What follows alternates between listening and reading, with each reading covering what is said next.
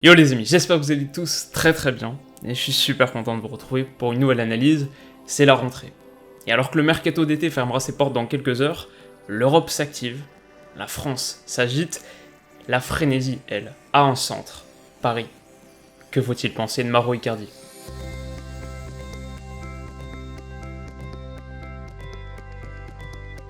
Alors comme d'habitude, le portrait robot, et Mauro Icardi, buteur argentin de l'Inter, mesure 1m81 et a fêté en février ses 26 ans.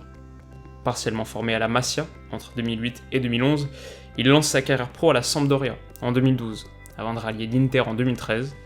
219 matchs et 124 buts plus tard, il quitte les Nerazzurri pour Paris, un prêt payant d'1 an à 5 millions d'euros, plus une option d'achat fixée à 65 millions.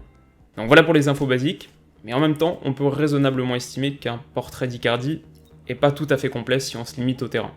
Époux de Wanda Nara depuis 2013 et son divorce de l'ex-coéquipier d'Icardi à la Sampdoria Maxi Lopez, celle-ci est devenue par la même occasion son agente. Et alors la relation avec les dirigeants de l'Inter a jamais vraiment été au beau fixe, mais récemment elle s'est même très sérieusement tendue. On a eu des critiques publiques formulées par Wanda à l'encontre des actionnaires mais aussi des joueurs de l'Inter. Résultat, le brassard de capitaine a été retiré à Icardi, ce qui l'a poussé à faire grève, ce qui a conduit le club à le placer sur la liste des indésirables. Il y a quelques jours, son nouvel entraîneur Antonio Conte a même été très clair. Si Mauro Icardi était resté à l'Inter cette saison, il aurait évolué avec l'équipe réserve. Et son remplaçant Romelu Lukaku est d'ailleurs arrivé en provenance de Manchester United et s'est vu confier le numéro 9 d'Icardi. Donc maintenant, la question qui nous intéresse, est-ce que le PSG a fait un bon coup? La première réaction peut légitimement être teintée d'inquiétude. Dans un club qui est déjà ultra exposé, est-ce que tu avais vraiment besoin d'ouvrir la porte à plus de frasques, plus de complications extrasportives? Dans un groupe que Leonardo a déclaré vouloir aplanir et lisser, t'ajoutes un élément pas vraiment réputé pour sa capacité à s'écraser. Dans un vestiaire miné par les querelles d'ego et dirigé en grande partie par le clan des Brésiliens, t'ajoutes un buteur têtu argentin. Enfin, et alors que tu viens de te débarrasser de Véronique Rabiot et que tu vas devoir composer pendant 1 an encore avec Neymar Senior, est-ce que c'est judicieux de faire entrer à la cour le clan Icardi? Toutes ces questions soulèvent des craintes légitimes. On peut panier qu'un risque existe. Et pourtant, le truc que je trouve intéressant dans ce transfert, c'est que c'est à mes yeux le seul point négatif, et que je n'imagine même pas se matérialiser. Bien sûr, un joueur au tempérament de star t'éloigne un peu du discours institutionnel de Leonardo, et une agente peu véreuse représente une menace, mais au vu de la situation, je trouve que chacun a intérêt à opérer en bonne intelligence. Et je pense que ça préserve le PSG d'une mauvaise surprise. En quittant l'Inter, après tout, Icardi sort du fond du trou.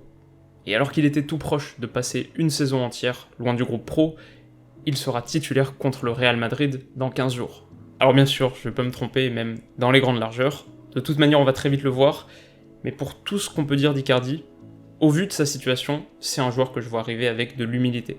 C'est un joueur que je vois arriver avec du désir. Je sens en lui un mec qui a faim de terrain, avant tout. Et alors justement, en parlant de terrain, et pour faire simple, c'est quand même un sacré buteur.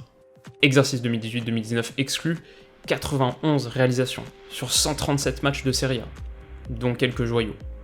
Pralines absolues, acrobatie bien sentie, doué des 2 pieds. Icardi a fait du dernier tiers son royaume. Et s'il ne brille pas à la construction, il est un poison qu'on garde pour la fin. Et puis à l'image de ce déplacement extraordinaire, pour donner la victoire à l'Inter dans le derby milanais, dans le temps additionnel, il est aussi un homme de grand rendez-vous. Donc en synthèse, et à l'heure du bilan, oui, Paris prend un risque, en s'alliant à une personnalité imprévisible, mais ce risque est contenu. Un prêt avec option d'achat non obligatoire, c'est le format idéal pour un PSG soucieux de l'équilibre de ses comptes, alors qu'un attaquant lassé des scandales et déterminé à jouer pourrait faire profil bas. Tu résous un problème de court terme, car Mbappé, Cavani et Neymar rateront le Real Madrid, mais potentiellement aussi de long terme, car le contrat de Cavani expire cet été. Ton attaque gagne en profondeur et en qualité, le message envoyé à tes stars est bon aussi. Mais alors que Mbappé pouvait douter d'un projet en crise, le retour de Leonardo et les arrivées d'Icardi ou Keylor Navas rétablissent une certaine confiance. Le profil technique d'Icardi est similaire à celui de Cavani, ce qui offre une certaine continuité au projet de Thomas Tuchel. Cela dit, c'est peut-être là un point négatif aussi, et la réaxélisation d'Mbappé attendra. Enfin, Icardi n'a que 26 ans, mais après avoir pisté Mandzukic ou Llorente, Paris peut donc réparer et construire en même temps. Pour moi donc, et si je devais me mouiller un peu, je dirais que oui, c'est effectivement un bon coup. Alors, qui contient indéniablement une part de risque, il faut en être conscient, mais que je vois fonctionner.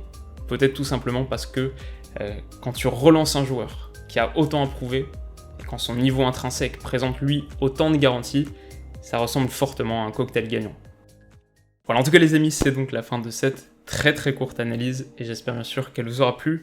Je sais qu'on a été beaucoup plus bref que d'habitude, mais je dirais qu'au-delà de la question des impératifs, de timing, c'est de l'actualité brûlante, donc voilà, faut pas trop laisser traîner. Bien sûr, tout ça, ça fait partie de ma réflexion, mais au-delà de ça, je suis surtout en train de préparer en ce moment une vidéo très complète et beaucoup plus approfondie sur le projet entier du PSG pour 2019-2020, notamment par rapport à la Ligue des Champions, par rapport à l'idée de passer un cap, enfin. Donc voilà, je voulais pas trop préempter ce contenu en particulier. Alors si ça vous a plu, malgré tout, n'hésitez pas à mettre un petit like, un petit pouce bleu, ça m'aide beaucoup. Si ce genre de contenu vous intéresse et que vous voulez pas rater la suite des événements, notamment cette vidéo en particulier, vous pouvez aussi vous abonner à la chaîne, ça me fait toujours très plaisir, et d'autant plus qu'on approche en ce moment d'un superbe nombre, donc voilà, n'hésitez pas. De l'autre côté, quoi qu'il arrive, on se retrouve très vite pour la suite.